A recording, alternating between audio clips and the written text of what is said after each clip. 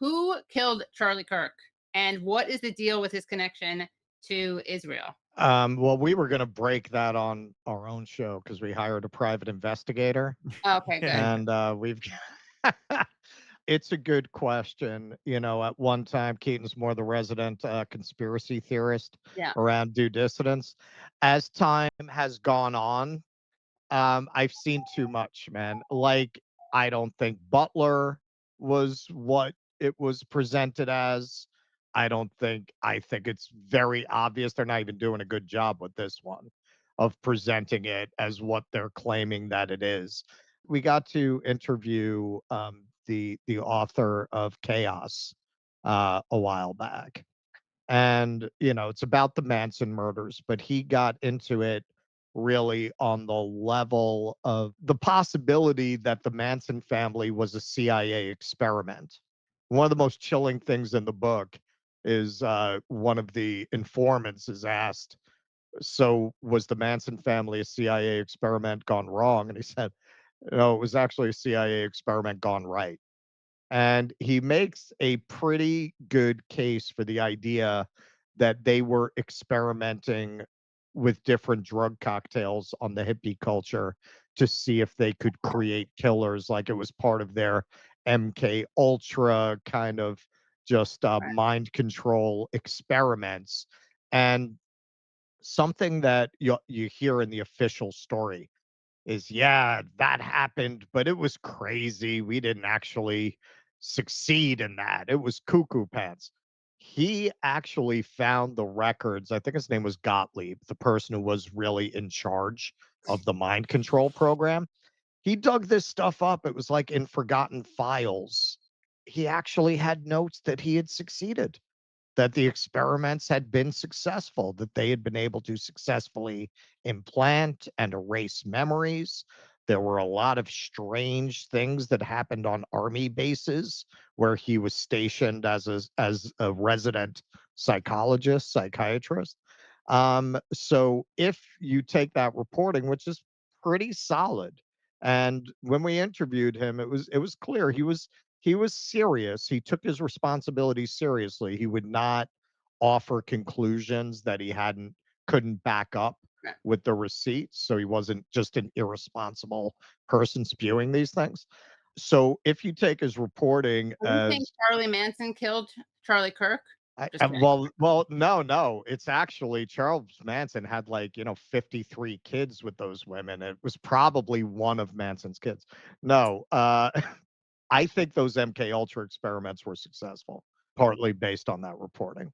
Hmm. And I think when you look at some of this stuff where, yeah, it may have been the person might have been there and they might have had a gun and they might have fired some bullets, but it doesn't make any sense that they did that. It You see that with Butler. The shooter at Butler was in a BlackRock commercial. Like, what are the odds of that?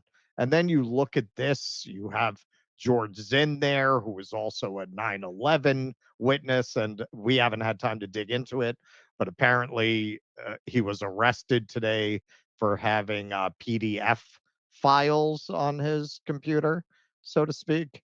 So all of this is just too He was the one weird. who was like yelling SHO. Shoot me, shoot me. Yeah. And Yeah. and then Keaton, you just texted this over to me now that the text messages have come out. You texted me about the Klippenstein stuff. Like, Yeah, it there's a doesn't lot. add up.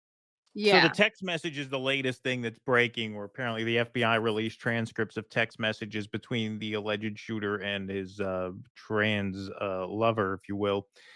And no one's buying them. I mean, we can read them if we want. It's kind of long to read now, but Yeah. We've some of it. I mean, no one in I mean, I saw a tweet. Steve Bannon said he's not buying it. Matt Walsh said he's not buying it. Just really, I mean, I can read a little bit of Sure. it here. Like, it just gets to the point where here. So here's one of the texts from the alleged shooter is talking about how he's going to try to, get away. I'm wishing I had circled back and grabbed it, meaning the gun, as soon as I got to my vehicle. I'm worried what my old man would do if I didn't bring back grandpa's rifle.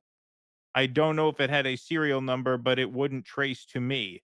I worry about prints. I had to leave it in a bush where I changed outfits. Like, he's I mean, this seems like designed to be Answer. presented as evidence. Like, people are Right. saying, like, why the hell? First of all, who calls a car a vehicle in a text message? Like, it just looks Right. very, very strange, to the point where, hey, it's not me saying I don't buy it. Steve Bannon says he doesn't buy Right. it, Yeah. right?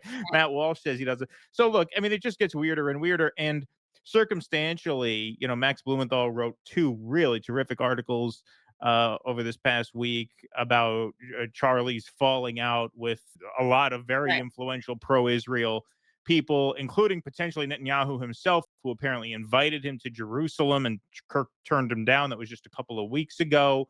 They were afraid, evidently. I mean, this seems to be true, whether they were behind his murder or not. They seemed to be very nervous that this young guy, who was extraordinarily influential within the conservative movement, was starting to ask questions about Israel. And it makes sense that he would, because a lot of young people, whether they're on the left or the right, are adopting anti-Israel views since they're online a lot. They see this footage out of Gaza, and most people with a beating heart can see that and recoil in horror at it. And so Kirk was getting a lot of feedback from young conservatives about this issue. And so, in response to that, he started, even though he was generally still very pro Israel, and he understood that the president, who he supported very much, is very pro Israel, and he was in constant dialogue with them. So he was, playing the game at a very high level, which I'm sure he thought was, necessary to do. But he started platforming some more Israel critical voices at his big conferences, which are huge in the conservative space. He hosted Tucker Carlson, who went on a big rant against Israel and against Bill Ackman, very influential pro-Israel money man.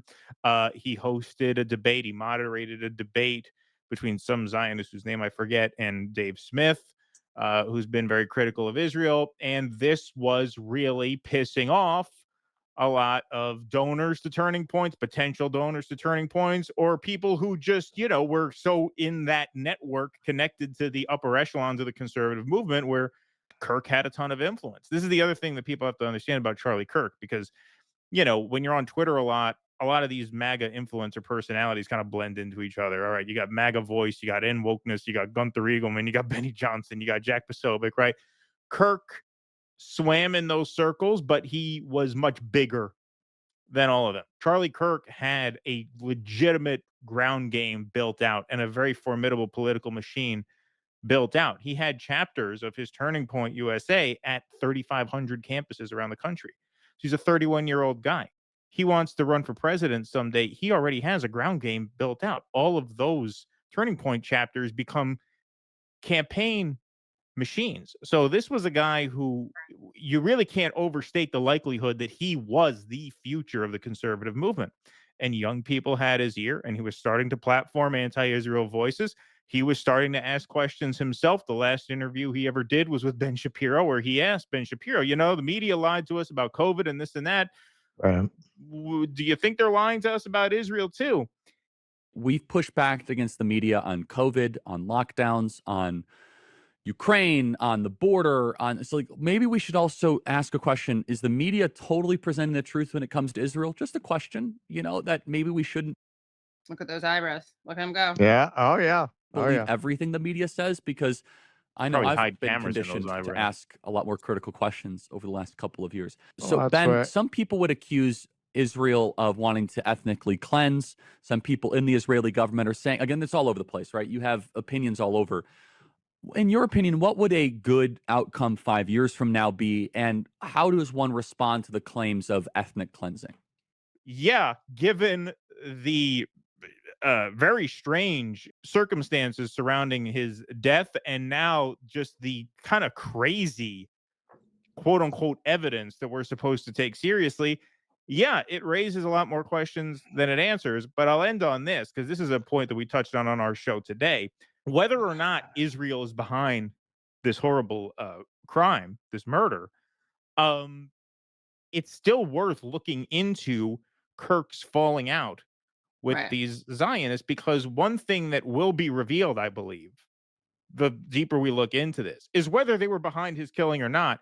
What it does reveal is something very damaging to the Zionist cause, which is that most support for Israel in this country is really just manufactured. It's not organic, right? The fact that this super influential guy within the conservative movement had to be sat down and talked to and lectured by Bill Ackman and screamed at by a British woman who has now been revealed as Douglas Murray's friend. Remember the maniac who went on Piers Morgan? Yeah. Who Piers Morgan screamed at? That's who apparently Natasha, Natasha, whatever the fuck her name is. that Yeah. tracks. for Yeah. USA. Yeah, she was apparently the woman in the Hamptons who got in his face and started screaming at him. And the next day, he went on with Megyn Kelly and talked about how badly he was being treated. So, like, whether they were behind his killing or not, what is being exposed is the level of influence that they exert over the process in order to manufacture support for the state of Israel. It's much more manufactured than real. He had some very hostile interactions with some very influential Zionists in the last months of his life. I mean, the